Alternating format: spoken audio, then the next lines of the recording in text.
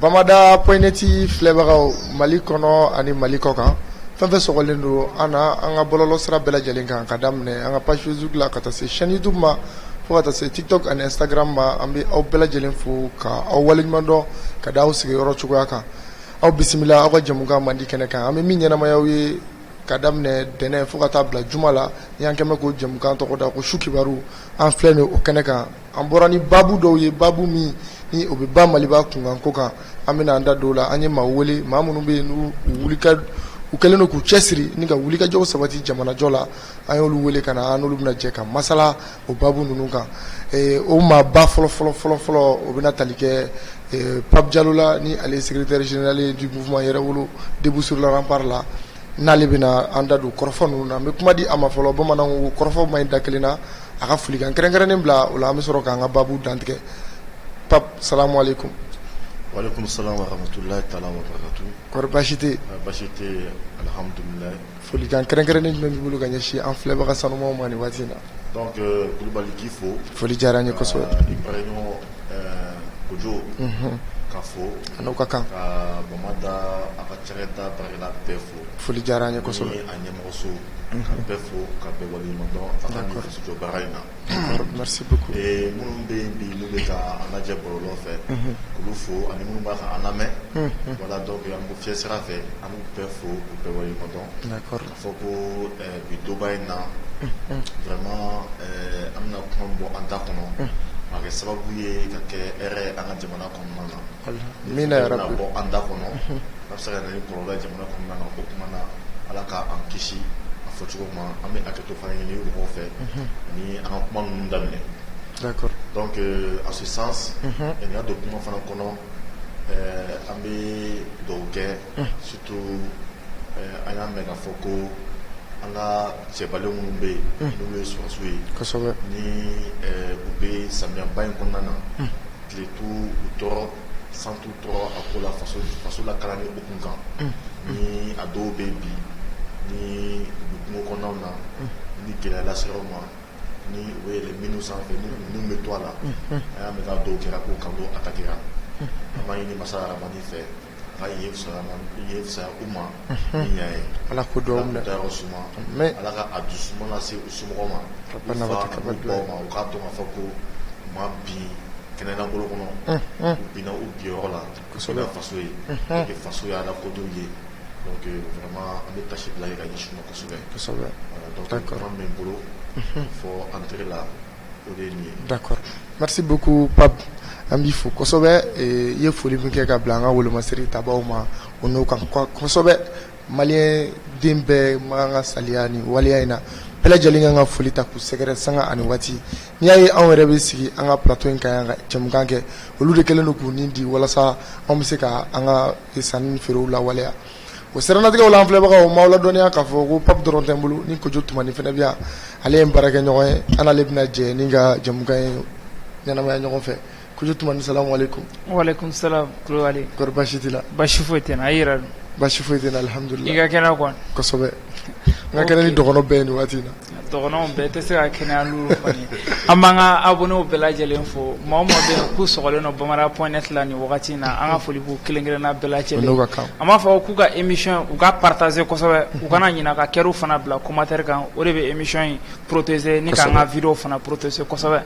U kana ɲinɛ fana k'u hakilinaw fana cari u ka émission u ka partager kosɛbɛ n bɛ Pape yɛrɛ fo n'ale y'an ka invité sanuman ye. Kosɛbɛ Pape ni foli ka kan dɛ. D'accord an filɛbagaw an b'an dantigɛ joona an ka babu saba minnu na an bɛna an da don minnu na o babu fɔlɔfɔlɔ ale de bɛna tali kɛ an b'a ye an bɛ waati min ko sisan maliyɛn den fanba ka laɲini ye MINUSMA ni o ye force étrangère ye n'o ye mission onusienne ye ko u ka bɔ anw ka jamana kɔnɔ ka d'a kan gɛlɛya fɛn fɛn bɛ anw ka jamana kɔnɔ nin waati in na a yiralen don k'a fɔ k'olu de nɔ b'a la an bɛna an da don o ye MINUSMA ka départ ko la bi ni ka o walawala o tɛmɛnen kɔfɛ bɛɛ lajɛlen b'a dɔn an bɛ waati min na ko sisan jamana ka gɛlɛn diɲɛ yɛrɛ de ka gɛlɛn ka sababuya kɛ an b'a ye k'a fɔ dala dumunifɛnw ani fɛn wɛrɛw ni o bɛ tali kɛ matière première la ka taa bila an bɛ fɛn minnu importer ka exporter olu bɛɛ sɔngɔw bɛ ka yɛlɛ dɔɔni dɔɔni mais an bɛna dɔn bi ni gɛlɛya ninnu yala an kan ka mun de kɛ face ni gɛlɛya ninnu na an paw bɛna an da don la fɛnɛ la ni ka o walawala o tɛmɛnen kɔfɛ n bɛ bɛɛ lajɛlen ladɔnniya k'a fɔ an delila ka jamukanw k'a kan yan nɔ k'a jira k'a fɔ k'an ka jamana ɲɛmaa ale ye décret bɔ décret min ni o bɛna tali kɛ ka sariya sunba gafe wɛrɛ dilan ni o gafe kura ye ni o dilanni ni o yɛrɛ bɛ sen na an bɛ waati min na ko sisan ka sababuya kɛ maa minnu taara a baaraw la olu bɛɛ tɔgɔw dɔnna ni sigikakumaw bɛɛ kɛra a kan mais bi an bɛ fɛ ka ɲininkali mun tɛnku peuple la o de bɛna tali kɛ yala an bɛ waati min na ko sisan jamana ye ni gɛlɛyaba in yala sariya sun kura wɛrɛ de bɛna se ka an ka nin degun ninnu wuli wa yalima a ka fisa an ka degun ninnu ma an ka ɲininkali bɛna boli olu kan o la ɲɔni an ka taa yɔrɔ jan an b'a ɲini an ka filɛbagaw fɛ a ka partage kosɛbɛ a ka kɛr'u bila walasa ka video ninnu protéger komi Kojo bɔra k'a fɔ cogoya min na sisan pap ɲɔni an ka taa yɔrɔ jan an bɛ don an ka babu fɔlɔfɔlɔ kɔnɔ ni o bɛna tali kɛ MINUSMA ka tagaliko la pap an b'a ye k'a fɔ i yɛrɛ bɛ mouvement na n'o yɛrɛ bolo debout sur la rempart aw ka kɛlɛ bɛ fangaba bɛ yɔrɔ min na bi o de ye MINUSMA ka ta ka bɔ an ka jamana kɔnɔ ka sababu kɛ ka kɛwalew ani u nakun u y'u filila o ma u y'o bila a n'a caman fo ka taa se aw yɛrɛ wulila ni ka taa lettre d'u ma lettre min kɔnɔ a b'a yir'u la k'u ka koso n'u ka kasaw kuru ka bɔ anw ka jamana kɔnɔ o tɛmɛnen kɔfɛ an b'a ye juma tɛmɛlen a ye meeting ba organisé palais de la culture la ni palais de la culture dɛsɛra maliyɛnw yɛrɛ la ni an yɛrɛ ye image ye an yɛrɛ tun bɛ kɛnɛ fɛnɛ kan an y'a ye Pape o bɛɛ kɔfɛ Pape yala ka da darula jumɛn de kan aw bɛ k'a fɔ ko MINUSMA ka taa i ko kɛ hakilinajigi ye minnu bɛ k'an filɛ nin waati in na. Vraiment Kulibali k'i fo i ka kuma na. Foli diyara n ye. An ye kuma caman fɔ MINUSMA mɔgɔw ka sɔnjuguya la ka ɲɛsin anw ma ka ɲɛsin an ka jamana ma kosɛbɛ ka ɲɛsin an ka jamanadenw ma dakura kelen la an ma baga MINUSMA mɔgɔw ma MINUSMA mɔgɔw de nana ka na baga anw ma an ka jamana kɔnɔna na gɛlɛya y'an ka jamana sɔrɔ o gɛlɛya kɔnɔna na an ye dɛmɛbaga ɲini o dɛmɛbaga ɲini kɔnɔna na an bɔra kana ma k'a fɔ ko MINUSMA nana an ka jamana kan walasa u ka se ka na anw dɛmɛ donc o mission de tun bɛ anw bolo an bɔra kana ma k'a fɔ ko non ko mana dɛmɛ na waati min na an wulila k'a fɔ ko a bɛ ka nin ko in ninnu kɛ an ka jamana kɔnɔna na ani anw ka tabiya tɛ se ka bɛn ani anw hakilina tɛ se ka bɛn wa an yɛrɛ y'a wele kun min yɛrɛ kama fana a t'o baara la an wulila k'a fɔ ka jamana bɔ mɔgɔw wulila ka ban kuma min na ka banbagaciya boloda o kɔntugu la Gawo o ye mun kɛ u ye mugu ci ka an ka mɔgɔ faga Gawo o kɛra hakili la 2015 ma fili. D'accord. O kɔfɛ o tɛ banama dɔ ye filanan ye min ye an tila ka ye kɔsani na tuguni u nana ka commencer k'a fɔ ko bɛna nkalon de ta k'o da an ka armée la an ka sɔrɔsiw kan ko olu bɛ fali kojugu la waati min na an ka sɔrɔsiw bɛ ka taa tugu jugu la u bɛ ka se sɔrɔ jugu sanfɛ donc o waati la an bɔra k'a fɔ k'u bɛ nin kuma ninnu fɔli la ko kuma ninnu fɔli ka jɔ ko manamanakan de don u tora tuguni ka taa an tɔgɔ ta tuguni k'o sɛbɛn u ka gafe kɔnɔ ko non ko an b'a la ka baara kɛ rusiw ye an b'a la ka baara kɛ ko mɔgɔ de bɛ ka an manipuler ko CIA mɔgɔ de bɛ an kɔfɛ k'a sɔrɔ o kuma in tɛ tiɲɛ nkalonba de don an bɛ ka kɛlɛ min kɛ ka an ka jamana k'a kisi an ka jamana bɔ bolo la an b'o baara la tuma min na MINUSMA mɔgɔw bɛna baga anw ma ka ni kuma min fɔ anw ma donc an fana o kɔnɔna na an ka lafiya kɔnɔ an ka jamana kɔnɔna na hali sariya kɔnɔ légitime défense bɛ yen an fana wulila comme u ye an ka mɔgɔ faga ka ban an ma kuma ɲɛnama ba fɔ an ma fɛn ba k'u la kosɛbɛ parce que an bolo a dɔw bɛ se ka kɛ fili ye mais fili tɛ dɛ dabɔ kama fagali de don parce que u nana ko ka terroriste de faga mais an ka sigi kɔnɔna an ye k'a fɔ ko terroriste faga t'u ka programme kɔnɔ donc o ye barama fɔlɔ ye donc an fana ye min kɛ an fana wulila ka sɔrɔ ka meeting ni fɛnw de daminɛ k'a fɔ ko MINUSMA mɔgɔw a sera aw danw na a y'a ka koso a y'a ka kasa a y'a cɛ ka bɔ an ka jamana kɔnɔna na maintenant comme u bɛ tulon gɛlɛya la donc anw kɛlen don ka an fana wulila ka an ka brigade minnu bɛ yen parce que an fana fɛ yen an ka cɛbalen dɔw fana bɛ yen galabu dafalen don bon comment tenter de reconnaître il va faut soldat de la révolution de la rue américaine de maîtriser donc il y a un gain à bien bureau non il dit la polo qu'on a la fana be donc un polo qu'on manu fana be kulu bambolo d'accord il est do ka boga non le che na faut voir il no che tu vois donc enfin il y a bolo kono kulu de fana be o fana voir dans ma be comme le brigade d'intervention rapide ani brigade de vigilance fana be ani équipe de fana be pour lui en force spéciale bon lu te bok ba olu Phoenix oui parce que tu plus ta son maintenant comme ma plus avec Kalea plus au be briller à ta fait d'accord ouais colonel le logo Phoenix voilà donc à colonel fini c'est-à-dire il y a des flics tasman là avec nyara au man donc à faire gol be ce que na ko sam voilà donc les be ou équipe sur le bambolo d'accord donc voilà donc au colonel là ani anko anye olu to la somo olu ku jogo singa donc olu jogo singa kuma bina la fois ko un commandant en chef Adama Benja Jara ba faut le ko faut dire comment les bomana faut dire kataka wala di bana kelema voilà tout comme voilà donc on l'a dit kambe voilà donc avant le 20 juillet kalo le mois d'accord et ministre mo ka gagner semaine dans on les semaines kata abdouma voilà kata ku kan remada bana kelema donc voilà do o kan remada o entre le duma ku la somu ku wa non che ka bo anga jamana kono ka be ni anga indépendance yerma o ratara tatimina do e 20 septembre anta fait ou voyez anga jamana kono na parce que anga surasu anga jamana de sanumo sur sanumo anga non tafale anga kelen non tafale donc an be fait ou les gars on la kana donc le cas démonstration donc vraiment te fait mission mo ka si anga jamana kono na donc un délai duma le 20 septembre ou wa koso ou wa kasa kwa tira boy donc na yi ka fo tali wotu kono e no ko che nam su go te me jom na wa no fa mo ka ama en forêt mo bla na wa fu la wa na d'accord donc kono là pour casser coco la belle coco quand au démonstration parce que entre par la culture qu'on a donc en Tchébalo je nous vont la belle mambo on nous fera il a faut par exemple Tchéni par exemple Kadirov ni aller prendre nos kelekama aller baracher donc le tchoukoum na stade qu'on a la nyara tchouana enfin on a un gros d'accord la culture qu'on a fana quand on a à peine à quelle la peine à peine le 27 septembre d'accord donc en haut de le 5 août tout le monde terminé voilà donc d'accord Pab amaye ka fo en prenant nous hier fo tchugum na wala benenu kele kama mais amaye ka fo ministre nga mandat renouvelé la d'une année au renouvellement et okum konna la yala est-ce que faire c'est ka so au boulot ku la tra ka so au délai ma dafa bon franchi ka mandat la ben pour renouveler au France ka mandat vous la brakan ka mandat ku renouveler si c'est celle moi mandat ku renouveler moi go renouveler la on gagne on va sommer en plein renouvellement gagne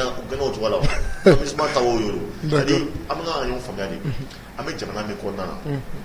à semaine do anga sherba so sera sumba konna pour la souveraineté appartient au peuple c'est le peuple qui est souverain donc ma sécurité mo wara sa décision ta anga jamana kono kateme jamana do ka donc contrat de à renouveler à quelque chose ou pas du donne jamana do wo che ta ko jamana kono ya no chigata d'accord pas bien là on est jamana nyamo ñoo concerté ni kuma la wa ayi ani jamana parce que jamana kono na beni ijoro jamana nyamo ko nu ga tabulu do jamana do na tabulu do jamana nyamo ko ye aw na baraka do adu sumati ko blaye pour siga asawoke c'est pour cela que nyaay bi fam me an kuna ni ani on tenyu foyongo c'est parce que be en sako de ke wa olu wa bare ou la monte doré do ka jamana do sako de ke tant que be jamana do sako ke problème talo fam mun temena olu bana jamana de sako kalima o la to sima jamana do kuntu yera so il y a fana pour y actif là pour y afamba kuna re fana mais disena asmi gota na élément mu be ani sur wala maiga donc équipe mu be jamana yema la bi jamana de bu yera so ou là parce que bala ka jamana do tabike feta deke donc au feta konna na pour du moins de en montier donc au nom de mes montier collaboration de en montier mais ka foko ara bebe ke en montier OK en montier barabe ake aketiko na sisa donc ministre koyi aya fotuwa mina donc kan akete D'accord. Donc ne bolo o kacogo ye. D'accord. Pape aga meeting sen fɛ a y'a yira k'a fɔ ko a ka di aw ye ko MINUSMA ka u ka kɔsɔn ka kasa cɛ ka bɛn le 22 ma. Pourquoi le 22 septembre? Pourquoi a y'o date choisi? D'abord le 22 septembre ye an ka jamana ka yɛlɛma hɔrɔnya wolodon de. Kosɛbɛ. Donc Bobo Keita ani appareil ɲɔgɔn donc faso jɔli hukumu kan an ka hɔrɔnya n'an ka danbe kosɔn donc o wulila o don de k'a fɔ ko Mali kɛra a yɛrɛ ta ye. Donc o waati kɔnɔna de la o kɛra mais o y'a sɔrɔ fédération min fana mun sigilen bɛ yen Faransi ye janfanba de kɛ ka fédération Mali Sénégal ko o ci o cili kɔnɔna an nana an ka so ka k'an yɛrɛ ye Mali y'a yɛrɛ ka fɛngɛ ko don donc an y'a ye ni san depuis 2012 fo ka taa se 2011-2012 fo ka taa se bi ma an y'a kɔlɔsi k'a fɔ ko an ka jamana bɛ guerre kɔnɔna de la o guerre kɔnɔna de la an ka jamana sɔrɔsiw u lagosira k'u bila janfajugubaw de kɔnɔ donc a y'a ye ni sina fanga min nana a kɛra sababu ye k'an ka sɔrɔsiw bɔ nin nɔgɔba in kɔnɔna na ni janfajuguba in de kɔnɔna na donc jamanadenw commencera ka waso ka wasa ka o kunkolo c'est à dire ka yɛlɛkuya yɛrɛ kosɛbɛ donc ka a kɛ ka kɛ ni sɔrɔsiw bɔli ni jama kɔnɔ ni minɛnw bɛ ka d'u ma on va faire cogo min aujourd'hui que l'armée monte en puissance donc o waati kɔnɔna la ka bɛnɛ an ka dépenser an bɛ fɛn sen na cɛ an fana fɛn ɲuman fitinin ma dɛ an ye fɛn fɛn fêter u bɛ taa ka taa Kadhafi ka avion da ka t'o louer k'o b'an bolo ka sɔrɔ t'an bolo alors que bi min na ni sen na an yɛrɛ ɲɛ ŋɔɲɛ non m'an bolo an bɛ fa yɛrɛ farafinna ko cɛ ni cɛ o cɛ hali Faransi n'a kɔrɔbɔ bi an bɛ taa gɛrɛ fɛ donc n'a ko kuwa o bana ko voilà k'a ko da ani non c'est à dire an bɛ yɔrɔ dɔ sisan an bɛ se ka baga Faransi ma sisan o tɛ san na d'accord donc o bɛɛ de b'an bolo yan d'accord c'est pour ça que le 22 septembre malien k'a bɔ ka armée pour que a espoir ka se ka bonya kosɛbɛ d'accord espérance fana ka se ka sama ka taa ɲɛfɛ kosɛbɛ d'accord Pape n bɛ tila ka segin ma an ka ɲininkali tɔw la n bɛ ɲɛsin Kojo Tumani ma Tumani yala i yɛrɛ hakilina ye mun ye MINUSMA ka départ ko la ni o kɛlen don maliyɛn caman hamina ko fɔlɔfɔlɔ ye bi. Bon MINUSMA ka départ Kulibali n'i ye ɲininka o la an maliyɛnw an ye retard ta ko in na dɔɔni mais ko min de don a tɛ tɛmɛ quoi depuis an kun man k'a to an n'o kɛ ka an ka autorité mɔgɔw signal de kun kan ka d'u ma u kana MINUSMA ka mandat renouvelé u kun man ka sɔn o ma wagati cogoya si la puisque MINUSMA nani bi cɛ an ye k'a fɔ bientôt an b'a 10 ans kɔnɔna na MINUSMA nalen kɔnɔ yan a sera ka rapport jumɛn de bɔ a sera ka nimisi wasa jumɛn de ɲɛsin Mali ma k'a fɔ k'an bɛ se k'an bolo ɲɛsin o ma u nana k'an ka territoire sɔrɔ a kun dégradé don au moins 5% o de kun t'an ka maîtrise la n'o bɛ tali kɛ Kidal Gao ani Tombouctou la ni région saba de kun tɛ Mali ka maîtrise kɔnɔna na wagati MINUSMA bɛ na n'i y'a ta k'a lajɛ MINUSMA nalen cɛ u y'an ka territoire presque 95% u y'o bɛɛ minɛ k'o di jadisiw ma pourquoi an tɛ question dɔw poser an yɛrɛ kunna k'a fɔ est ce que ninnu ni ninnu bɔnbagaci wale kɛbaga ninnu u bolo dilen tɛ ɲɔgɔn ma walasa u ka se k'u ka mandat prolonger dans les jours à venir CEDEAO bɛ yan minnu y'a fɔ ko MINUSMA bɛ so min kɔnɔ MINUSMA mɔgɔw kɛlen bɛ ka logement min ta u ye contrat dɔw signé o mɔgɔw n'olu cɛ fo 2032 donc o b'a jira k'a fɔ fo 2032 contrat signé don Mali in kɔnɔ MINUSMA n'a a jatigiw cɛ MINUSMA ye location min ta Mali kɔnɔ MINUSMA mɔgɔw bɛ location min kɔnɔ fo 2032 jateminɛw y'a jira k'a fɔ ko contrat signé don est ce que an bɛ ɲininkali kɛ ninnu mɔgɔ ninnu u ma na an dunni de kama u ma na an ka jamana cili de kama mɔgɔw bɛ ɲininkali kɛ wagati dɔw la k'a fɔ ko MINUSMA contrat ko mun kama ko a renouvelé est ce que maliyɛnw bɛ se ka wuli kɔfɛ n'o une année ma dafa ni san kelen ma dafa an bɛ se ka MINUSMA gɛn ka bɔ ɲamɛle Kulibali a bɛ ko misaliya la e ka taa logement ta i ka san kelen wari sara i ka sotigi ye mais don o don e dontɔ marteau ye e bɛ sotigi ka kogo wo dɔ sɔgɔ ka don fɔlɔ don o don e dontɔ e bɛ tiɲɛni kɛ sotigi ka so parce que e b'a miiri k'a fɔ i ye san kelen mun wari sara sotigi tɛ se k'i gɛn ka bɔ yen n'o san kelen ma dafa mais i bɛ fili la o ni sotigi wulila don o don a ka so y'a ta ye a b'i gɛn ka bɔ yen parce que i bɛ ka tiɲɛni de don a kun MINUSMA ninnu filɛ an bɛ don min na i ko bi u bɛ ka tiɲɛni de k'an kun nakun yɛrɛ ma dɔn u la yɛrɛ Mali in kɔnɔ yan ni sécurité de kun don u ma na o kɔni kama u nalen bi bi na an bɛ se k'a fɔ u nalen ka insécurité de don Mali kɔnɔ u ma na ni sécurité kɔni u nalen bi cɛ donc maliyɛnw ta de ye Mali ye hali i bɛ ka a ka mandat ma ban a ma wuli ka bɔ yan o ye jamana kuntigi de o ye jamana den dɔ de ye a ka mandat banbali malidenw y'a ye a tɛ se k'u sago kɛ u y'a lawuli ka bɔ yen ka na ni mɔgɔ wɛrɛ ye mɔgɔ min bɛ se ka Mali sagonako kɛ MINUSMA jɛkulu fitinin mun b'an bali k'o gɛn ka bɔ yen Faransi kuturu n'a ka ambassade ma taa ka bɔ yan MINUSMA ye France ka fɛn dilannen don autorité mɔgɔw u ye erreur mun kɛ u tun tɛ se ka France fana gɛn ka MINUSMA de to yen o yɔrɔ in de man ɲɛ. mais mission onusienne de MINUSMA yɛrɛ. oui MINUSMA yɛrɛ n'i y'a ta k'a lajɛ k'a fɔ France ka tagabolo dɔw de don France ka tagabolo dɔw de ye MINUSMA ye donc n'a mana kɛ mission onusienne na o a mana kɛ CEDEAO la o ninnu bɛɛ ye France ka mɔgɔ de an b'u bɛɛ classer ni classement kelen de parce que nin wagati laban in na n'i y'a ta k'a lajɛ Allemagne France États-Unis olu de bɛ côté kelen na ani OTAN mɔgɔw olu de bɛ côté kelen na ni ka Russie fana kɛlɛ n'i y'a ta k'a lajɛ Russie ni Mali a n'a ɲɔgɔnna caman an de fana bɛ côté kelen na donc u ka mɔgɔ dama dama man ka se ka ye an ka territoire kɔnɔ k'a fɔ n'an bɛ fɛ ka bɛn de sabati an ni Russie cɛ walasa Russie mun a na ni bi cɛ a bɛ ka se ka insécurité kɛlɛ an sago ma u bɛ ka se ka maramafɛn ɲɛnamaw d'an ma ka se ka information jɛlenw d'an ma MINUSMA dun an b'a ye k'a fɔ u dan ye duguba kɔnɔna in de ye koyi an t'u ye centre la koyi an t'u ye nord la kɛlɛkɛyɔrɔ la koyi n'o don u nakun ye ka da Bamakɔ yan Barilabugu ni a consort ni ɲɔgɔn cɛ de yan na kuma ye ninnu na dɛ wa an bɛ ka min fɔ ye société yɛrɛ kɔnɔ u donna k'a dégrader de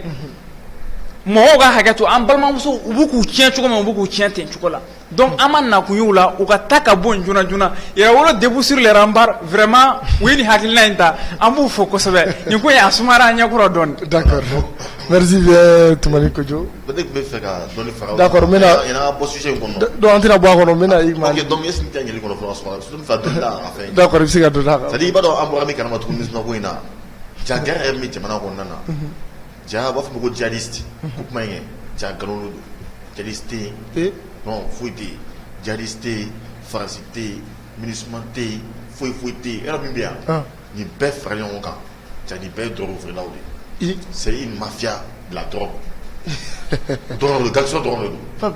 je te jure gangster drogue ja bɛ minnu bila télé la ko Allahu Akbar ni fɛn ja bɛ cinéma bɔ de la donc u bɛ ka nin fɔ kuma dɔ sɔrɔ u falen don drogue la tɛ parce que an bɔra min kalama non an bɔra min kalama an ka enquête kɔnɔ an bɛ tila ka nin bɔ nin bɛɛ parce que tɔgɔ yɛrɛ bɛ sɔrɔ bɔ nin kɔnɔ parce que enquête bɛ commencer à avancer. d'accord. ja kufa ninnu ni fɛn ninnu bɛɛ ye drogue feerelaw de nin bɛɛ ye nkalon u b'a fɔ ko démocratie wo Allahu Akbar wo nin bɛɛ ye nkalon ko nin bɛɛ ye nkalon fi. a tɛ tɛmɛ o kan. Mali nord min fɛn ta hali i bɛ MLA ninnu ni SEMA ninnu ni critique nin bɛɛ ye nkalon nin bɛɛ centré don min kelen fɛn kelen dɔ de kan drogue a drogue feerelaw ye jɔn ye Faransi ɲɛmɔgɔ parce que Mali yɛrɛ territoire gansan u bɛ wari min ladon u kun o drogue feerela ninnu kun avec 35 milliards de dollars milliards c'est-à-dire milliards milliards bisaba ani duuru donc n'i y'a converti CFA la a bɛ n'a fɔ ko milliard ba fila ɲɔgɔnna hakɛ milliard ba fila hakɛ o de bɛ don c'est-à-dire Mali ka budget san kelen budget c'est-à-dire nafolo min bɛ Mali bɛɛ balo ka fɛn bɛɛ kɛ i bɛ miiri diɲɛ tɛ fɛn min na fɛn bɛ kɛ Mali kɔnɔ san kelen kɔnɔna na n'a tɛ kunun ma dɛ ni san kɔnɔna na fɛn bɛ kɛ ka minan c'est-à-dire avion fɛn bɛɛ o nafolo o de bɛ don mɔgɔ dama na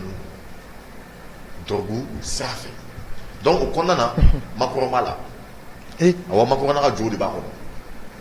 kɔnɔ Macron ni Barika ni fɛn ninnu drogue feerelaw de don Amadu Kufa a n'a ka mɔgɔ tɔ bɛɛ i bɛ minnu jadisi ko kuma ni fɛn na nin bɛɛ ma dɔn o drogue feerelaw de don fɔlɔ an ka Mali sɔrɔsiw ɲɛmɔgɔ dɔw olu sen b'a la olu sen kun b'a la t'a dɔn olu minɛ olu dɔw fana sen kun b'a la i bɛ ka tile la u b'a la d'accord MINUSMA ye drogue feereyɔrɔ ye o de don o de y'a to e ma ye waati dɔ la MINUSMA mɔgɔw tun bɛ minɛ cɛ dɔ bɛ yen f'a ye drogue ta f'a sara ta k'i to o tele kɔnɔ k'i fa cocaïne n'a ka jɛ fo ka sa parce que a b'a sɔrɔ gratuitement an yɛrɛ ko k'u ye Mali b'a ye k'i fa tɛp a ye caman feere a tɔ a min a sara n'a ye politicien dɔ fana b'a la ja nin phénomène mafia de bɛ yen donc u b'u dogo MINUSMA kɔrɔ Barkhane kɔrɔ djihadisme kɔrɔ Amadu Kufa kɔrɔ fulaw kɔrɔ ja dɔwɛrɛ tɛ yen dɛ drogue don o de y'a to n'i y'a kɔlɔsi mɔgɔ bɛ yen ni u bɛ minɛ ko terroriste ni y'u ɲɛbɔ i b'a fɔ ko drogue de bɛ d'olu ma drogue bɛ bɔ min donc système yɛrɛ fɛ c'était o de y'a to an b'a fɔ ko terroriste narco-terroriste de don narco-terroriste donc maliyɛnw b'a la soudanais terroriste dɔw b'a la a siya bɛɛ de b'a kɔnɔ fɛn bɛɛ drogue olu b'a kɔnɔ donc o kuma tiɲɛ y'o ye c'est pour cela que o ministre fɛn i b'a ye fɛn fɛn rattaché b'a la a bɛɛ b'o vie kɔnɔna kelen na yɔrɔ dɔrɔgu filɛ nin sa i b'a ye sa dɔrɔgu an b'a ye télé la cogo min na a bɛ feere boîte kɔnɔna ni fɛn ninnu na aéroport la société min SAS ni u taara ka taa fɔ ko ka gare dɔ jɔ walasa ni mɔgɔ minnu ka avion nana ni passager minnu bɔra kɔnɔ yanni ka don aéroport kɔnɔ ka t'u sigi yen yanni mobili ka nɔfɛ k'u labɔ kɛnɛ ma walima ni machine bɛ yɔrɔ min na avion taara donc o kuma ninnu ka se ka ɲɛnabɔ yen u taara o yɔrɔ de labɛn sisan mais mon frère awa ka kɛ o ye kɛ min ye yan boîte donc a cɛ i bɛ min dɔn wa boîte donc ye boîte hôtel ani dépôt de drogue ko IC taara parce que an ka i b'a dɔn Mali bilama ma nɔgɔ dɛ an ka mɔgɔ bɛɛ de farinya na sisan c'est à dire Mali dira maliyɛnw de ma sisan i n'a fɔ ko faransi gɛnna cogo min na an ka aéroport directeur an b'a fo ka bɔ ma dɔn sɛbɛn de bɔ k'a fɔ ko o SAS mɔgɔw ɲɛna ko tile 3 de b'u bolo u ka koso u ka kasa u ka cɛ ka bɔ yen u ka fɛn cɛ ka bɔ yen rapidement donc o cɛtɔ directeur de taara ni IC a fɛ walasa a na fɔ ko minɛn dɔ cɛra minɛn dɔ ma cɛ dɔ tununa bɛ taa donc lisi kɛra sisan fɛn fɔlɔ fɔlɔ Usumani de commencé ka bɔ fɔlɔ IC y'o sɛbɛn Usumani ja i bɛ ne wo ja aéroport kɛ ja kuba kɔrɔ mais kuma dɔ fɔli ma nɔgɔ dɛ o don ne balimakɛ ye kuma dɔ fɔ kuma tɔgɔ tɛ la o ye i bɛ an ka musoba dɔw ye i bɛ muli dagabana ni fɛnw k'u bɛ taa Dubaï a cɛ mais Dubaï yɔrɔ dɔ u b'a gare dɔ parking na dɔrɔn ka cɛ Dubaï de dɔrɔn ja SAS hôtel de don ko caman de ko in bɛ tila ka bɔ yen ici de y'a sɛbɛn sa musomanin kɛ min bɔra yen dɔw bɛ tubabuw ye dɔw ye maliyɛnw ye a chaque b'a kɔnɔ u y'olu sigi bafoule bière whisky c'est-à-dire o fɛ fauteuil dilan lit matelas drap siribu culottis soutien ani fɛnw ninnu o baden o de bɔra ko cɛ ye sɛbɛnni kɛ fo ka bolo ja donc ici baden donc fɛn fɛn kan ka baara kɛ ni avion kɔnɔna na o ma ye kɔnɔna na donc a bɛɛ kɛra ja o sɔrɔsiw minnu bɛ yen k'o ye mɔbiliw kɔnɔna na u bilinnen don u bɛ nin manamako la an ka jamana kɔnɔna na o waati kelen kɔnɔna na c'est à dire an ka Ogosagu an ka village kɔnɔna na mɔgɔw dɛsɛlen don ka t'u ka balo ɲini sɛnɛkɛ kɛnɛ kan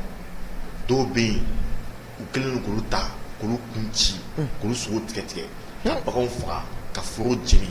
ka dugu jeni nin bɛɛ bɛ ka kɛ ko MINUSMA mɔgɔw kana c'est à dire nin guerre de la MINUSMA bɛ na ka na balo nin fɛn de la ka tila nin bɛɛ jɛ kɛ an ka jamana kɔnɔna na est ce que ninnu kan ka se ka kelen kɛ an ka jamana kɔnɔna na tiɲɛ yɛrɛ la donc mɔgɔw ye aw na an bɛ nin kuma fɔ dɔwɛrɛ tɛ o MINUSMA ko tɔgɔ ko MINUSMA mais an bɛ se ka kɛ an yɛrɛ ma cogo di MINUSMA e nana tuguni i b'an dɛmɛ ka an faw sauver ka an baw sauver an denw sauver an tɛ se k'an baw ma o mais e bɛ na au contraire ka olu ka saya ko kɛ o kɛkojugu o masiba ko kan e bɛ ka nin kɔnɔkolon sɔn kɛ an ka jamana kɔnɔna na a bɛ se ka jɛn n'o ye e ma ye hali a video dɔ bɛ yan o bɛ muso ko la mɔbili kɔnɔ mais nin bɛɛ de bɛ kɛ u jogo u bɛ ten cogo na ne yɛrɛ ɲɛ MINUSMA yɛrɛ kɔnɔna na ne yɛrɛ ɲɛ bɛ kɔnɔna na wula fɛ un jour à 17h30 e yɛrɛ tun bɛ yen pas de kuma fɔlɔ dɛ n bɔtɔ la ɲɛ bɛ u gari la kɛrɛfɛ la muso n'o joli bɛ mankan ko la kɛrɛfɛ 10h30 MINUSMA kuru yɛrɛ an bɛ ka taama sen na c'est à dire ne ko mɛ ninnu tɛ adamadenw tɛ baganw de don o de y'a to an taara MINUSMA kɔnɔ an ni ɲɛmɔgɔ sigira a ko k'olu gɛnna ka bɔ dugu la Eritrea wari fɛ ne t'a dɔn u tun bɛ yɛrɛ k'u nana Mali la fana k'an k'an bolo gɛn mais qu'on a mon gars de bolo cogo di effectivement beaucoup monde là donc amna a la jigin mina je t'ai donné Nabila Issa ka wati on nana donc fatura donc be fa mala ama ifu na cogo na fa mala ko demo jablu je t'ai donné mala donc a gain ka ta do lewla o lew bulla ka balo nyama no fonsa fait donc am MINUSMA yo to wakale law am MINUSMA na ko nyama voilà amul la ma de yawa d'accord pap korofo laba mina ɲininkali laban tɛnkuila nin babu in kan papa an b'a ye k'a fɔ MINUSMA nalen don an ka jamana kɔnɔ tiɲɛ yɛrɛ la a tɔɔrɔ bonyanen don n'a ɲumanya ye mais an b'a ye k'a fɔ MINUSMA an ka dugu yɔrɔ dɔw bɛ yen yɔrɔ minnu bɛ yen ni jiko ka gɛlɛn MINUSMA bɛ taa forages sigi u bɛ baara di an ka jamanaden dɔw ma an ka jamanaden dɔw ka sow b'u bolo location na minnu bɛ tɔnɔ sɔrɔ o la kosɛbɛ yala papu aw kɛlen n'o ka mun de labɛn olu ma olu tigilamɔgɔ ninnu ye walasa olu fana kana degun kojugu. c'est malien ka ɲi kojugu mɔgɔ b'a sigi u ye maliyɛnw lagosi don min na an taara lettre déposée MINUSMA kɔnɔ an bɛ taa kuma min na nisɔn k'u kɔnɔ na parce que mɔgɔ caman fana bɛ yen i b'u ye kɛnɛmana la u bɛ dɔrɔbani ni fɛn na u bɛ nisɔn kɔnɔ u tɛ ka baara kɛ biro kɔnɔ u bɛ dingɛ de kɔnɔ o fana ka fɔ dingɛ kɔnɔ cogo u bɛ dingɛ kɔnɔ u bɛ ɲaman cɛ ninnu ni dingɛ kɔnɔ jɔsi ni fɛn na u b'o fɔ la bon baara jugu tɛ n'i y'o k'i faso ye o fana ka fisa o t'o kɛ kulu wɛrɛ min t'i faso ye donc an fɛngɛ n'a ye olu fana parce que min fɔ maliyɛnw ɲɛna MINUSMA baarakɛla minnu ye maliyɛn ye u camanba de tɔɔrɔlen don parce que u exploitelen de don donc u kɛlen k'olu de ta k'u titiw kan k'u bɛɛ diya u wari dɔɔni u wari fitinin d'u ma i n'a fɔ k'u bɛ se ka 70,000 d'u ma 80 di dɔw ma 30 d'u ma 40 d'u ma mais olu yɛrɛ bɛ min ta o ye miliyɔn fitinin a dɔgɔyalenba ye miliyɔn fitinin 2 3 sur fo miliyɔn 30 olu b'o de ta ka taa so fitinin di an ka mɔgɔw ma mais o don MINUSMA k'u kɔnɔ na olu caman de bɔra o dingɛ kɔnɔ ni fɛnw na ka na ɲɛsin anw ma ka an fo ka wale ɲuman dɔn don y'an wele téléphone na ko olu n'u ka denbaya ka balo bɛ bɔ MINUSMA kɔnɔ mais bi olu pɛrɛnnen don u ka jamana choisi ka MINUSMA wari to yen parce que olu dalen b'a la k'a fɔ ko ni jamana in yɛrɛ sɔrɔ don o don olu bɛ hɛrɛ min sɔrɔ MINUSMA kɔnɔ o hɛrɛ ɲɔgɔnna camanba jamana bɛ se ka min d'u ma hali MINUSMA tɛna se ka don olu ma maintenant jiko in don la u ka radio Mikolin ko Mikado FM o Mikado FM o ni Rwanda radio dɔ bɛ ko Mikolin o Mikolin de kɛra sababu ye k'a to Rwanda kɔnɔna na kalo 3 kɔnɔna na Rwandaw yɛrɛ dama ka se ka ɲɔgɔn faga fo ka taa se miliyɔn 1 hakɛ ma kalo 3 kɔnɔ o radio kelen dɛ o de bɛ MINUSMA kɔnɔna na n'o tɔgɔ ko Mikado FM Mikado o Mikado FM o Mikado FM kɔnɔna la donc ne tulo b'a la k'a fɔ ko Gao je crois k'a kɛra 2017 18 ma fili émission dɔ la d'accord ko MINUSMA mɔgɔ nana ko ka ji di Gawokaw ma donc ne yɛrɛ bolo MINUSMA mɔgɔ natɔ ka bɔ Nations Unies de la u nana jiw fɛ kana ji ta Gawo hali Gawokaw ma comme n'a sɔrɔ ni ka ji ta Gawo ka taa di Gawo donc u bɛ donne l'impression comme n'a sɔrɔ olu bɛ ka na an dɛmɛ u bɛ na fɛnw développer alors que o waati la olu bɛ ka IBK ninnu de empêcher ka ji di maliyɛnw ma walasa olu ka na an ka ji ta an fɛ yen ka ji di an ka mɔgɔw ma an fɛ yen sɔmi ka don aw ka so kɔnɔ sisan ka na ji ta sisan ka t'o di e ma a ka so kɔnɔ sisan donc e kana ne ka fɔ o ko la e tɔgɔ ka cɛ o ko la donc u y'a essayer k'o baara sugu de kɛ wa MINUSMA bɛ nin kɛ a bɛ nin kɛ c'est du pipeau u tɛ ka fosi ɲɛnabɔ MINUSMA m'an fɛ yan nin y'a fɔ Kojo y'a fɔ cogo min na Berta cɛ san 10 na o san 10 kɔnɔna na Assimi Goïta nana san 1 kɔnɔ o ye forage min di mɔgɔ ma MINUSMA mɔgɔ ma di donc n bɛ min fɔ Assimi ka forage o ka di anw ye ni MINUSMA ta ye faden to an t'o fɛ d'accord merci beaucoup Pape i ka nin walawalali na hakili la faamuyali caman sɔrɔla la an filɛbagaw fɛ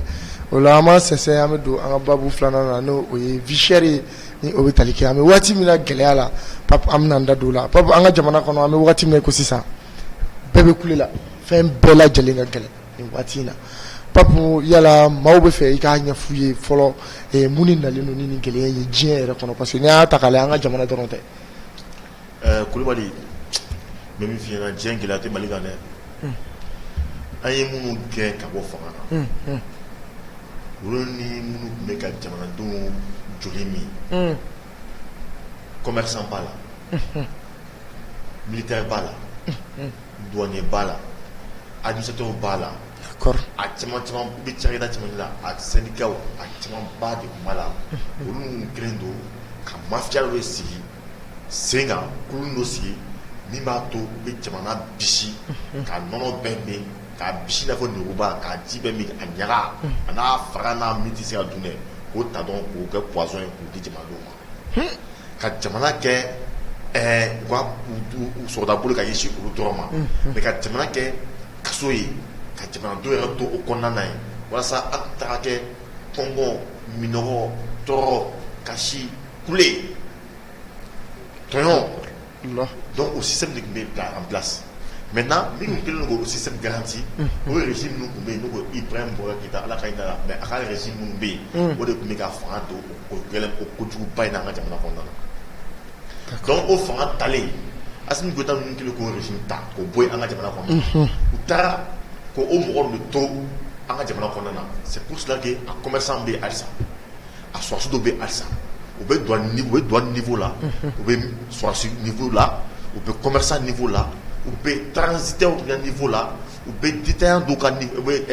grossiste ni grossiste ninnu u bɛ yɔrɔ ninnu na o ye nin gɛlɛya de jagoya dilan an kan ka titi an kan walasa ka se ka kɔngɔ barika bonya kosɛbɛ jamanadenw ka se ka wuli ka fanga in gɛn ka bɔ an ka jamana kɔnɔ baara in bɛɛ an ka jamanadenw yɛrɛ mais n ko o tun ka ko n'an ko fasoden jugu e mɛ waati la o ye campagne kɛ k'u ka fasoden jugu fɔli dabila mun bɛ f'i ɲɛna mɔgɔ b'a f'i ɲɛna jamana kɔnɔna na ko ko ka fasoden jugu kuma in ko k'o dabila fasoden jugu de don parce que a bɛ ka a sɔnni bɛ ka fɔ a ye a bɛ ka choquer de a bɛ ka di a la donc fasoden jugu de olu ye a fasoden jugu bɛ yen on les appelle des ennemis de l'intérieur wato an ka hymne national kɔnɔna na si l'ennemi dépousse au front au dedans ou au dehors débousse les remparts donc ni min bɛ kɛnɛma ennemi bɛ kɔnɔna na. B'a faamuya donc ni min bɛ an kunna e m'a ye waati dɔ kɔnɔ embargo sigira waati min kan e m'a f'u ɲɛna dɔrɔn i ka antenne kan n ko embargo bɛna fɔ ko sun n ko nafa b'a la e m'a kɔrɔtɔ k'a fɔ ko embargo wuli ka bɔ yen embargo de bɛ a tɔɔrɔ d'an kan mali y'i sera min jɔ embargo kɔnɔ an sera k'o jɔ fɛn wɛrɛ kɔnɔ de an ye min dilan embargo kɔnɔ an tila k'o dilan fɛn wɛrɛ kɔnɔ de bon embargo wulila embargo tilela sukaro yɛlɛla ko 120 an kulila mais embargo wulilen sukaro kɛra joli ye 150 yɔrɔ la 190 tulu yɛlɛ joli la fo yɛlɛ cogo di o ye embargo nɔ yan parce que u bɛ fɛ ka fanga in de kɛlɛ k'a fɔ ko embargo b'an da la ko o tɔɔrɔ b'an kan ko kuma fanga in ka wuli ka bɔ yen donc olu fasoden jugu minnu bɛ yen olu b'u bolo politicien dɔ fana b'a la olu b'u bolo di CEDEAO ma ani faransi ma walasa ka se ka nin fanga ɲumanba in sanu ɲumanba in ni kisi fanga in k'o bɔ an da la o kɛlɛ de tun bɛ sen na donc précisément n bɛna cas dɔ f'i ye par exemple min kɛra nin ko ye kelen ye prix yɛlɛla u kun fɛ ten tout douce mais malilɛ 20 comment on appelle 25% k'a layɛlɛ 25% la nɔnɔ bɛ bɔ an fɛ yan a bɛ usine fana kɛrɛfɛ yan ka bɔ 30 la dɔrɔn ka na 40 na mais ka sɛfan bɔ 13 ni 14 na o b'a fɛ ka feere 20 ka bɛɛ yɛrɛ kalonbaw bɛ tigɛ nɔgɔ ni dagɛrɛ kaba b'an fɛ fɛn b'an fɛ ko sɛ ka dun dagɛrɛ o bɛ manamana ye ni bɛɛ ko ye kalo ye c'est faux et archi faux kuma cɛ min b'o de f'i ɲɛna cɛ bɛna wala wala ye mais exemple ta par exemple i m'a ye fɛnw yɛlɛlen ministre ni Zena Assimi Goïta y'i jɔ a jɔyɔrɔ la parce que yɛrɛw fana bɔra ka kule an bɛɛ y'a ye an ka commandant en chef Adama Ben Diarra a ye président interpellé donc parce que o hukumu fana na dɔ y'a essayer fana k'a fɔ ko komi n'o fana kuma fɔtɔso la k'a fɔ komi ani fanga fana bila ɲɔgɔn na non an ta tɛ o ye dɛ ni ko bɛ jamana kɔnɔ parce que jamana ye kulekan min bɔ an fana bɛ bɔ an tɛ bɔ parce que a ka d'an ye mais an bɛ bɔ n'a ye parce que a ɲati de bɛ jamana kɔnɔna na wa an ni fanga ka kɛ sababu ye ka ɲɛmɔgɔ bilasira parce que bi an ye ɲɛmɔgɔ min sɔrɔ bɛ jamanadenw lamɛn donc ne ma kulekan bɔ tɛna mɛn donc fo a tɛna se ka sɔrɔ la parce que an ni olu tɛ ɲɔgɔn ye ni minnu bɛ ɲɔgɔn ye n'olu ye cakɛdaw baarakɛlaw ye olu de bɛ taa nkalonba de tugu kuma bɛɛ o tɛ tiɲɛ f'u ɲɛna donc an bɛ bɔlɔ kɔnɔ na parce que o bɛɛ bɛ ɲɔgɔn bureau kɔnɔna la an tɛ bureau kɔnɔ an bɛ bɔlɔ de kɔnɔ donc an fana n'a gɛlɛya an fana bɛ kule woyi donc ni kulela kosɛbɛ dɔ bureau kɔnɔ mɔgɔw b'a mɛn parce que n'a y'a fɔ tulo kɔrɔ u t'a fɔ président ɲɛna an fana bɛ bɔ kɛnɛma t'a fɔ président woyi an bɛ kule donc président ko mun bɛ yen an ko bɔn de bɛ yen a cɛ u b'a fɔ ko mais conseil ne ma nin fɔ a ɲɛna o de y'a to conseil des ministres en plein dimanche don dɔw bɛ taa kɔnɔn ni fɛnw dɛ Assimi Goïta n'aw sigi yan a ye n'aw sigi gɛlɛya min bɛ an ka jamana kɔnɔna na an ka ɲɛfɔ jamanadenw kan ka ɲɛfɔ o la sigi sɛbɛn min bɔra yen an ye k'a fɔ ko ja mɔgɔ damadɔni de bɛ yen ko olu de kelen don c'est à dire jamana bɛ nɔgɔya kɛ olu ye par exemple n'i bɛ don ni minɛn dɔ ye jamana kɔnɔna na i kan ka wari min sara walasa k'i ka minɛn don jamana b'a f'i ɲɛna ko k'ale jɛra wari kɔ i ka don ni minɛn ye fu walima i ka fitini sara dɔrɔn walasa a sɔngɔ ka se ka cu n'a sɔngɔ cunna jamanadenw ka se ka sɔrɔ dajuman min na donc a bɛ f'o ma ko exonération donc o exonération min bɛ yen sanfɛ o de taara ka di jamana commerçant ba damadɔni de ma o commerçant ba damadɔni dɛ jaa olu de bɛ ka baara juguba kɛ ka jugu c'est à dire a dɔw de bɛ baara juguba la an ka jamana kɔnɔna na olu ka jugu ni terroriste ye c'est à dire olu ka jugu ni i bɛ mun ye mun b'a fɔ Alahu Akibaru k'i kantigɛ kɛ olu ka jugu ni olu ye u bɛ mun kɛ par exemple sukaro la a yirala k'a fɔ n'i bɛ sukaro ta ni ye banaba ye donc n'i nana ni sukaro camanba ye exonération de bɛ d'i ma donc exonération bɛ kɛ cogo di sukaro dilan usine b'an fɛ yen f'i ka sukaro de ta yen fɔlɔ donc i bɛ sukaro caman min hakɛ min ta n'a Mali yɛrɛ kɔnɔna la n'i ye caman ta Mali kɔnɔna na o tuma na nɔgɔya da bɛ k'i ye walasa i ka se ka caman fana san kɛnɛmana la Ka don n'a ye. donc a bɛ kɛ o cogoya kelen na D'accord. i b'a dɔn ninnu min kɛ yan u bɛ taa ka taga sukala la ka taa o sukaro ninnu caman ta k'o cɛ k'o bila magasin kɔnɔ o t'a sɔrɔ o tɛ feere sisan u bɛ taa sukaro san kɛnɛma donc n'o sukaro san kɛnɛma n'a donna kɔnɔna na ni sukaro kan ka feere 120 parce que exonération kɛra u bɛ sukaro feere 180 160 ka sɔrɔ jamana kelen don ka 40 ta jamanadenw ye ka ban donc u bɛ don ka dɔ fara o sɔngɔ kan donc ni e taara sisan k'e bɛ taa sukala mɔgɔw ka sukaro san e b'o ɲini sugu fan bɛɛ t'o ye parce que o dogolen bolo donc diyagoya e bɛ ka sukaro san Kosɛbɛ. donc ni o sukaro fana banna donc olu bɛ wari ba de sɔrɔ sanfɛ donc o sukaro fana ban tuma min na u bɛ taa sukala sukaro bɛ yen an ka sukaro ye dɛ u b'o de ta sisan k'o yɛlɛma bɔrɔ wɛrɛ fana kɔnɔ tuguni awɔ donc o la u ta sanni kɛ tuguni o la o parce que ɛseke o sɔrɔ sanni kɛ ka ban donc u ta sanni kɛ tuguni donc o bɛ sɔrɔ ka bɔ ne ye tuguni parce que o y'a sɔrɔ prix yɛlɛla ka ban u b'a ta sukala mɔgɔ fɛ 60 ma peut-être ka sɔrɔ ka feere tuguni 180 tuguni est-ce que il va faut ne ta feere Tiɲɛ don. ne feere kojugu ye kuranɛ kɔnɔ a bɛ fɔ nin ko l'intérêt usuaire Usuaire o don. est illicite silamɛw de bɛ suba kɔnɔ o bonbonsiw ka jan tiɲɛ o bɛ ka nin baara jugu de kɛ an ka jamana kɔnɔ l'intérêt usuaire est illicite bi dunba in na an b'a ɲini ala fɛ maliyɛn fɛn fɛn sunna an bɛɛ ka jɛ ka dangaw ta dɔn ka furu kan ala k'u ta tiɲɛ an b'o dɔw de kɛ an b'o Ala k'o danga de dugawu kɛ minɛ. donc kuma bɛ fɔ bi parce que mɔgɔ mɔgɔ bɛ nin baara jugu la c'est pour cela que kunun an ye conseiller ministre ko je condamne je condamne j'en ai condamnation dɛ magasin ninnu c'est à dire yɔrɔ ni Assimi Goïta n'a Mali sɔrɔsiw n'u bɛ taa torosu ninnu kama sisan u bɛ blindé ni dusiti ninnu ta cogo min na dɛ ani fɛngɛ an ka migi n'an ka avion ba ninnu hélico ninnu fɛn ninnu u bɛ taa daga ci cogo da dɛ cɛ u ka nin armée sugu dɔ labɛn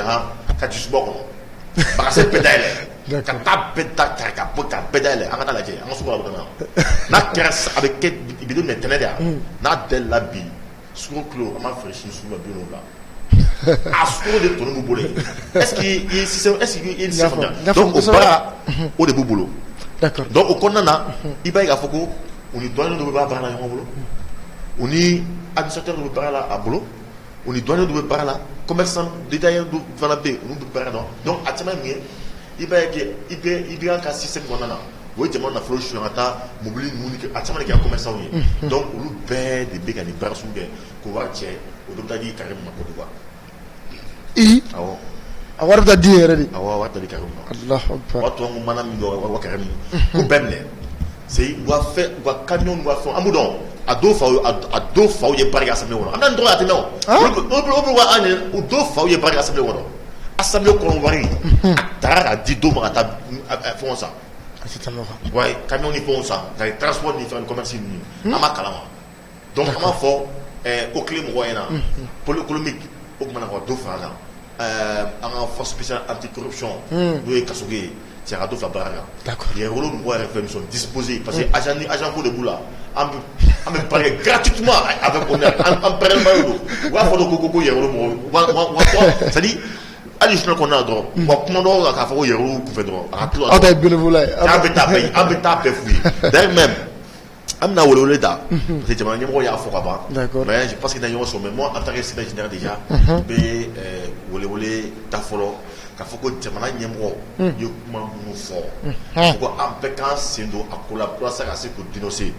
o baara ka daminɛ donc yan'an ka ɲɔgɔn sɔrɔ baara bɛna kɛ cogoya min na an bɛna baara fana kɛcogo fɔ pour que prix a bɛ jigin diyagoya de maintenant o yɔrɔ la an k'o ye min proposer cɛ comme exonération ko de don a kana exo kana di mɔgɔ ma a ka fɔ yɛ ni wa kelen b'i kun ka taa sukaro bɔrɔ kelen san kɛnɛma ka na n'a ye jamana kɔnɔna kɛ cɛ ni nana dɔn a ka fɔ ko bɔn n'a sɔrɔ ni a dédouanement kun ye 100 ye bon k'a bilala 40 na min na ni bɔrɔ kelen dɔn a ka dɔ ye 40 i k'a don n'a ye bɛɛ k'a don ni sukaro ye n'i y'a fanga ye ni aw ye mɔgɔ fɛ ni wari bɛɛ t'a kun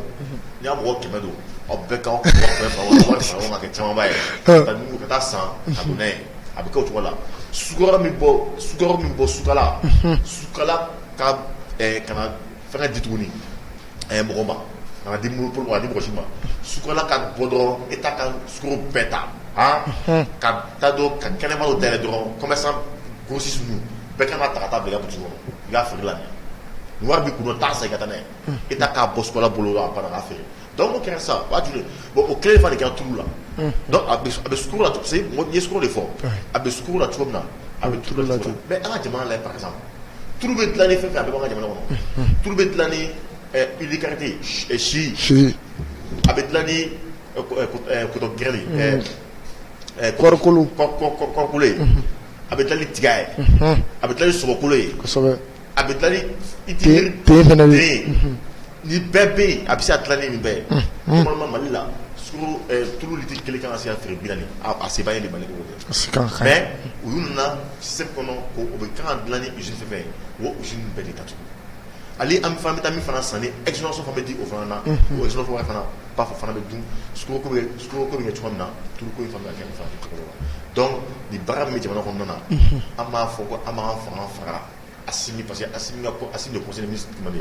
ministre de commerce min bɛ yen n'o kɔni bolo kɔni ni lɔgɔkun dafara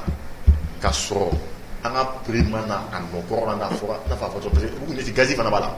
n'a ma nata dɔrɔn an b'a ɲini ministre wa wuli ka bɔ yen k'a wuli ka bɔ yen an mago tɛ groupe armé ko la parce que i bɛ ML la i tɛ ML la an t'o la an bolo n'i bɛ ML la wa n'i bɛ SEMA la a tɔgɔ n'i b'a dɔn la kɔni ni nana kɔni ko Mali ko kɔni i ka na ni nɔgɔya de mais i ka poste tɛ ka marché an ɲɛ b'a la ko mɔgɔ min ka poste tɛ ka marché bɛɛ ɲɛ b'a la o camarade ka yɔrɔ niveau la kɛ mais surtout bɛ développer mais e bɛ baara la an ka ko b'a gɛlɛya ne yɛrɛ min fɛ parce que ne bɛ ka douter ministre la b'a faamuya donc je doute du ministre du commerce ouais je doute de lui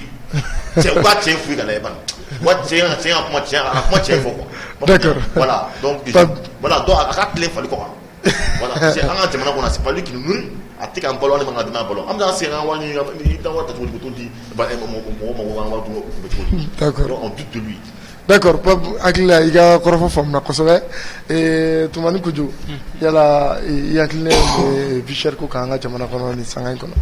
bon Kulubali vie chère ko kɔni y'a ta k'a lajɛ a ma dogo jamana in kɔnɔna na fo wagati dɔ nana ka kɛ an tun bɛ ka siga est ce que fanga mɔgɔw de tun tɛ ka fɛn ninnu sɔngɔ yɛlɛ walasa ka se ka État ka budget dafa mais jateminɛw kɔnɔna na an y'a ye k'a fɔ o si tɛ fana puisque État bɔra ka communiqué kɛ k'a yirana k'a fɔ ko 14 milliards tɛ fɛn den yɛrɛ Kulubali o tɛ manamana wari dɛ 14 milliards k'o di walasa i ka jamana ka se ka lafiya 14 milliards ka jɛ o kɔ commerçant opérateur économique fɛ walasa jamanaden kelen kelenna bɛɛ lajɛlen ka se k'a fɔ ko alhamdulilayi n y'a ta ka lajɛ nin fɛn kofɔlen yɛrɛ n y'a tila an ka gouvernement ye retard ta nin fɛn ninnu na dɔɔni puisque n y'a ta ka lajɛ sukaro o bɛ sɛnɛ anw fɛ yan kosɛbɛ n y'a ta ka lajɛ min ye tulu ye i n'a fɔ Pape bɔra k'a fɔ cogo min kɔɔrikolo o bɛ sɛnɛ an fɛ le Mali est le premier producteur coton en coton kosɛbɛ kɔɔri n'i y'o kolo ta n'o kɛra ka tulu dilan o de bɛ kɛ ka aliment bétail dilan fana Kulubali ciment fara min bɛ Mali kɔnɔ est ce que o bɛ sous région tɔw la an bɛ ɲininkali kɛ malo fana o bɛ sɛnɛ office du Niger b'an fɛ yan kosɛbɛ État tɛ nin fɛn ninnu ta bala Kulubali walasa an kelen kelen bɛɛ lajɛlen ka se ka lafiya État tɛ OPOM dayɛlɛ ka OPOM rendre opérationnel sur le plan national OPOM ka segin ka na a nɔkɔrɔ la sa jamana yɛrɛ ka bitigi jɔ o nafa ka bon jamana kan jamana kelen kelenna bɛɛ ka bitigi ni jamana ka bitigi kun bɛ ni OPOM kun bɛ opérationnel i n'a fɔ fɔlɔ ni san ta ɲɔgɔn ni commerçant opérateur économique kun mana exporter ka na n'a ye mana da gɛlɛya a ma État b'a ka bitigi dayɛlɛ k'a feere nɔgɔman na jamanadenw ma o bɛ kɛ o parce que n'i y'a mɛn i b'a da gɛlɛya o k'a sɔrɔ e kelen dɔrɔn de bɛ o k'a sɔrɔ concurrent t'i la o k'a sɔrɔ État fana tɛ se ka fɛɛrɛ dɔ lajɛlen tigɛ k'i freiner à moins de 1 heure 2 heures du temps a bɛ mɛn sugu la ko 1 heure 2 heures ko sukaro kɛra 180 ye dɔrɔn État b'a ta dayɛlɛ kilo bon an ka sukaro kilo ye 100 walima an ka sukaro kilo demi bɛ taa 45 la jamanadenw bɛ taa sanni kɛ jamanadenw bɛna faamu cogo jumɛn u b'a fɔ karisa ja e de ye jamanaden jugu ye mais sisan an bɛ niveau min na i ko bi mɔgɔ bɛɛ sigalen don ɲɔgɔn na k'a fɔ est ce que État de bɛ k'a ka fɛn ninnu subventionné walima fɛn dɔw de bɛ ko in kɔnɔna na min an kɛlen tɛ k'a dɔn mais ko in kunba yɛrɛ n'i y'a ta k'a lajɛ spéculation o de b'a yɔrɔ la n'i ye commerçant ɲininka u b'u dafasa ja fɛn jumɛn de kan ni ka fɛn jumɛn de kɛ ka jamanadenw lagosi parce que e mago bɛ sukaro la k'a k'i ka mɔni na e taalen bitigitigi y'a f'i ye Kulubali ko sukaro ye 160 ye e ko ko cɛ ko nin da gɛlɛyara o k'a sɔrɔ 200 kɔni o b'e kun e dun tɛna sɔn i denninw ka to yen k'a sɔrɔ u ma daraka dun a bibi na ma don cogo min na du bɛɛ falen don la fils à papa la mɔgɔ si tɛ sɔn ka mɔni kɔni min ni sukoro t'a la a ka gɛlɛn dɛ du kɔnɔna na donc o 100 fila in e bɛna kariya cogo jumɛn de k'o 160 in ta k'o don sukoro la walasa i denninw ka se ka mɔni min commerçant bitigitigi bɛna mun fɔ ye jamana gɛlɛyara dɛ fɔlɔ o tun b'a turu da jumɛn de kan ko embargo bɛ jamana na ni embargo tile in na fɛn bɛ min sɔngɔ ma yɛlɛ wa fo i yɛrɛ kamana bɛ i b'a fɔ ko jamana ye embargo de don ko ni embargo wulila ka bɔ yen ko kow bɛna nɔgɔya mais embargo wulila ka bɔ yen dɔ de farala kow kan ja Mali barigo de tun b'a kan embargo tɛ donc o la u bɛ argument jumɛn de sɔrɔ ko taji sɔngɔ yɛlɛla ko carburant sɔngɔ yɛlɛla carburant sɔngɔ yɛlɛ ni bi cɛ est ce que stock minnu donna Mali kɔnɔna na est ce que olu stock ninnu banna an bɛ ɲininkali kɛ est ce que commerçant ye stock minnu san olu banna wa an bɛ ɲininkali kɛ commerçant dɔw bɛ taa stock dɔw san ka na jamana kɔnɔ san 3 u tɛ don ni fɛn wɛrɛ ye u b'o jago kɛ Mali kɔnɔ yan yɔrɔ la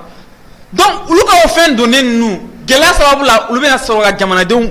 i ye fɛn min san 40 sugu la Kulibali e yɛrɛ bɛ sɔn ka n'o feere i faso de ɲɔgɔn ma 100 200 tiɲɛ yɛrɛ la o ye binkani ye terrorisme wɛrɛ tɛ Mali kɔnɔna na Paul bɔra k'a fɔ cogo min an bɛ terrorisme ɲini nord kɔnɔ minnu marifa b'u bolo dɔw b'an sen jukɔrɔla la marifa t'u bolo mais fɛn min b'u bolo ka jugu ni marifa ye puisque ka jamanadenw labili ka ɲɛsin jamana ɲɛmɔgɔw ma ka jamanadenw labili k'u déstabiliser k'u bɔ u ka hakɛ kɔnɔna na nin y'o de ye donc vraiment an ka ministère mɔgɔw u ye communiqué min kɛ u kana dan nin communiqué nasugu ninnu dɔrɔn ma u ka wuli u ka ko ninnu sɛgɛsɛgɛ puisque an b'a ye k'a fɔ bitigi fitinitigi ninnu fana b'a fɔ ko baga bɛ ka kɛ olu de ma donc a sunba opérateur économique minnu bɛ ka don ni fɛn ninnu ye sɛgɛsɛgɛli ka k'olu ka yɔrɔ la olu bɛ k'a di grossistes ninnu ma cogo di olu fana bɛ k'a di détaillants ninnu ma cogo jumɛn détaillants ninnu fana bɛ k'a di carré kɔnɔ mɔgɔw ma cogo jumɛn an sɛgɛsɛgɛli kɛ wa o fana ka dɔn quoi. D'accord, merci beaucoup Kojo Toumani. Pape waati n'a cogoya kama an bɛ an senfa biribiri an bɛ don an ka thème sabanan na waati koronna dɔɔni.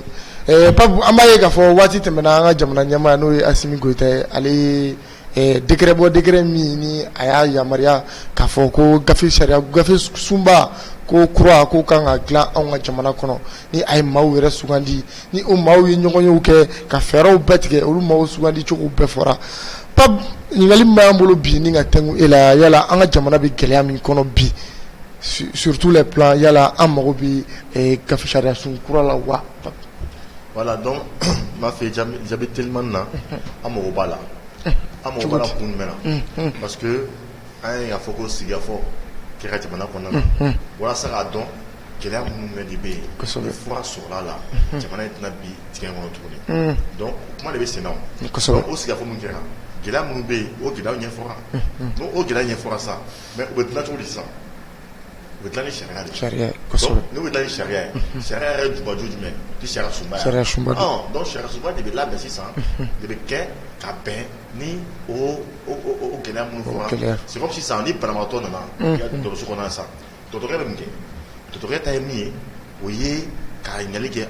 mun ni mun na an fɔ diagnostic mun di min na kɔnɔdimi bɛ na tulodimi bɛ na nin na dɔgɔtɔrɔkɛ bɔ nin bɛɛ faralen ɲɔgɔn kan a bɛ bɛn nin de ma a bɛ se ka kɛ palu ye ni palu don o b'a sɔrɔ palu fɔlɔ bɛnnen don donc o palu fɔlɔ de traitement ye donc constitution na traitement de sisan donc voilà donc o de bɛ di sisan walasa ka se k'o furakɛ donc ni e ɲininkali kɛ ko est ce que an bɛ gɛlɛya min kɔnɔna na o ko est ce que o waati kelen na ko an kan ka constitution ko bɛ ɲɛnabɔ wa c'est comme si i ko sisan gɛrɛgɛrɛyɔrɔ la sisan ni mɔgɔ min blessera gɛrɛgɛrɛyɔrɔ la sisan en temps de guerre est ce que i b'o tigi to ka sa ten blessé kɔnɔ i b'o tigi kɔni ta kɔni hali guerre bɛ sen na o tigi kɔni kan bɛ taa dɔgɔtɔrɔso la kaso bɛ labɛn ka bɛn ni o guerre fana gɛlɛya de donc o cogoya kelen de don donc an b'a waati kɔnɔ n'an m'a kɛ nin waati kɔnɔna na o ye ka janfajuguba de kɛ ka nkalonba de kɛ ka ɲɛsin jamana ma ani jamanadenw ma. D'accord. Pape, merci beaucoup. Donc, je dis profite k'a fɔ ko an bɛ président Assimi Goïta an b'a fɔ a ka nin baara ɲumanba in na parce que déjà même différence min bɛ yen parce que i b'a dɔn jamana kɔnɔna a kun fɔra a diyara bɛɛ ye k'a fɔ ko ni walasa jamana in ka se ka bɔ nɔgɔ la jamana in ka se ka baara ka ɲa fo jamana ka dilan ni jamana yɛrɛ ɲɛnamaya ye ni jamana yɛrɛ seko ni dɔgɔ ye ni jamana yɛrɛ hakilina ye ani jamana tabiyaw ye donc o de yɛrɛ la mais an y'a ɲini sen na ni sariyasunba ye u bɛ ka avant projet min bɔ sa ye ɲɛbila sɛbɛn min bɔ o ɲɛbila sɛbɛn kulu min sigi ko kulu in ka jateminɛ kɛ dɔnniya bɛ mɔgɔ mɔgɔ bolo jamana in kɔnɔna na n'o bɛ se ka fura sɔrɔ jamana gɛlɛya la o tuma olu ka na olu b'a fɛtaw fɔ u b'a fɛtaw kɛ kɛta ye voilà donc o kulu bɛ sigi an b'a fɔ o baara taabolo ɲuman in ba in na contrairement k'a fɔ ko kɔrɔlen u bɛ taa fɔ tubabu de ɲɛna tubabu a ye na ko a fɔra ko u t'a fɔ ko gɛlɛya b'an ka jamana kɔnɔ dɛ a fɔra ko gɛlɛya bɛ an ka jamana kɔnɔna na a t'a lajɛ a k'a lajɛ a ka furaw d'a ma tubabu filɛ nin fura min ye poison ye i ma tɔ faga i ma olu tɔlɔ bolo to fana tɔ balo d'accord donc de an ka jamana kɔnɔ mais ni sera asibita in an bɛ ka fura min bɛ ka ɲini a bɛ ka ɲini ni anw yɛrɛ ka ko ye donc an dalen b'a la k'a fɔ ko o ye fura de bɛna kɛ min bɛna fura sɔrɔ an ka bana la d'accord min bɛna ɲɛ an ka bana ma. Merci beaucoup Pape hakili la faamuyali sɔrɔla i ka nin kɔrɔfɔ in na Kojo Tumani yala dakuru ɲɛ fila b'i bolo ka fara Pape ta in kan. Bon Kulubali m'a f'i ye cogo min constitution ko in an tɛ bɛrɛ dɔn a la mais an bɛ fitinin min dɔn a la n b'o ɲɛ f'i ye sariya ye fɛn mun ye a bɛ ta mɔgɔ de fɛ wa a bɛ yɛlɛma mɔgɔ de fana fɛ kuranɛ kolo tɛ o n'o y'a sɔrɔ kuranɛ haya de don o ye Ala ka fɛn dilannen de ye yɛlɛma cogo t'o la sariya dun a bɛ ta hadamadenw de fɛ wa a bɛ dilan hadamadenw de fɛ bɛn bɛ k'a kan hadamadenw de fɛ wa a bɛ bato hadamadenw de fana fɛ donc n'a ye k'a fɔ ko jamana sariya sunba ko vraiment ko défaut dɔ de b'a la degun dɔ de b'a la n'o bɛ ka to jamana yɛrɛ tɛ se ka baara kɛ a yɛrɛ ma n'o bɛ ka to jamanadenw tɛ se k'u ka hakɛ sɔrɔ n'a yɛlɛmali wagati sera a kan ka yɛlɛma parce que mɔgɔ bɛ mun fɔ mɔgɔ b'a fɔ ko insécurité bɛ yen est ce que ni sariya sun bɛna yɛlɛma est ce que jamana kelen kelenna bɛɛ lajɛlen n'i y'a ta u b'a fɔ ko nord la insécurité bɛ yen centre la insécurité bɛ yen est ce que olu mɔgɔ ninnu da bɛ se ka don sariya ko la n'i ye k'a fɔ statistique yɛrɛ statistiquement n'i ye fiɲɛw ta k'a lajɛ Mali la u b'a fɔ ko à peu près 20 millions d'habitants o tun tɛ 2021 statistique ya est ce que réellement 20 millions d'habitants juste de bɛ Mali kɔnɔna na 20 millions d'habitants juste de Mali kɔnɔna na c'est à dire u ye recensement kɛ u sera ka mɔgɔ damadamani min sɔrɔ mɔgɔ damadamani min tora so kɔnɔ o wagati nin na recensement bɛ kɛ en fonction de ça sariya fana na hali ni basigi bɛ jamana kɔnɔna na Mali 20 millions min bɛ yen 20 millions bɛɛ kelen kelenna jɛlen tɛ se k'u da don Mali ko la k'a fɔ k'u bɛna u hakilinaw fɔ donc mɔgɔ damadamani min bɛ sɔrɔ sariya bɛ ta fanba de fɛ n'i y'a ta k'a lajɛ assemblée kɔnɔna na 100% tɛ se ka vote kɛ loi dɔw la mais i bɛ taa sɔrɔ mɔgɔ 80 hakɛ bɛ vote kɛ loi dɔw la mɔgɔ 20 nin kɔ minnu tora yen olu ta tɛ a la fu ye mais fanba sɔnna min ma o de bɛ ta ka baara kɛ n'a ye wa Mali in kɔnɔ an bɛ cogo min na i ko bi bibi in na Mali fanba bɛ se ka sigi ka kuma Mali sariya sun kan wa a bɛ ɲɛ cogo min na bɛɛ lajɛlen bɛ se k'a da don a la ka sɔrɔ gɛrɛntɛma b'a kɔnɔ. D'accord i n'a fɔ Aziz ka bɔli laban na ko an ma yan ko sen de bɛ tigɛ ou Pape de don je me rappelle pas de la personne ko sen samara de bɛ tigɛ ka bɛn sen ma mais sen tɛ tigɛ ka bɛn samara ma. E yɛrɛ bɛ to ka kuma in fɔ ah d'accord. D'accord Pape o la an ka waati sera yala kɔrɔfɔ laban jumɛn b'i bolo ɲɔni an ka dankari jamukan in na. Donc kɔrɔfɔ laban bɛ n bolo n ka foli kɛ o ye k'a fɔ ko yɛrɛdɔ dégoût ne rend pas an sen bɛ ni sariya sunba yɛlɛmani ko in na déjà an ye proposition dɔw kɛ an ye laɲini dɔw kɛ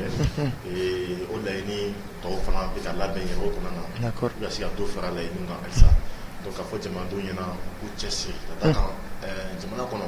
ni fɛn min bɛ yen n'a kɛra i kɔ i k'a dɔn k'a fɔ ko a bɛ k'i contour la nka n'a a kɛra k'a sɔrɔ i sen b'a la i k'a dɔn k'a fɔ ko a bɛ kɛ i bɛ taa sɔrɔ a la i ka nafa fana sɔrɔ a la voilà donc an bɛ bɛɛ wele bɛɛ k'i sen don jamana faso jɔli la donc o kɔfɛ k'i fo Kulibali foli diyara n ye kosɛbɛ baaraɲɔgɔnw fo mɔgɔ bɛ yen n'u y'an lamɛn u bɛɛ fo k'u bɛɛ waleɲumandɔn k'u sigi ka lamɛn vraiment a diyara an ye kosɛbɛ d'accord k'a fɔ ko ni kuma bɔra an da kɔnɔ b'a fɔ n'a dira kɔlɔlɔ tɛ dɛ n'a digira jugu la vraiment je réitère voilà n'a kɛra kɔlɔlɔ ye mɔgɔ ɲumanw ma o kuma hakɛto bɛ kuma kɔnɔ o kɔnɔna na. Sallallahu Muhammad merci beaucoup Pape an b'i yɛrɛ fo kosɛbɛ i ka wuli ka jɔ la k'a ye k'a fɔ an mago mana jɔ i la an ka plateau in kan waati o waati i bɛna an ka wele jaabi o ye fasojɔ dɔ ye an b'i fo la k'i waleɲuman dɔn an bɛ yɛrɛ wolo tɔnden bɛɛ lajɛlen fo i kelen tɔgɔ la bi kɛrɛnkɛrɛnnenya la aw ka ɲɛma komi i bɛ to k'a fɔ cogo commandant chef Adama Ben Jara d'accord